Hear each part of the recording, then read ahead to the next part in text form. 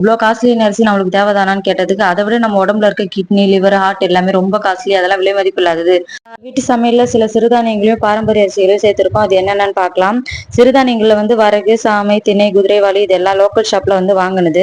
இது கூடவே ஒரு 4 வகை பாரம்பரிய அரிசியை யூடியூப்ல நல்ல அரிசி அப்படின்ற சேனலை பார்த்து ஆர்டர் போட்டிருந்தாரு.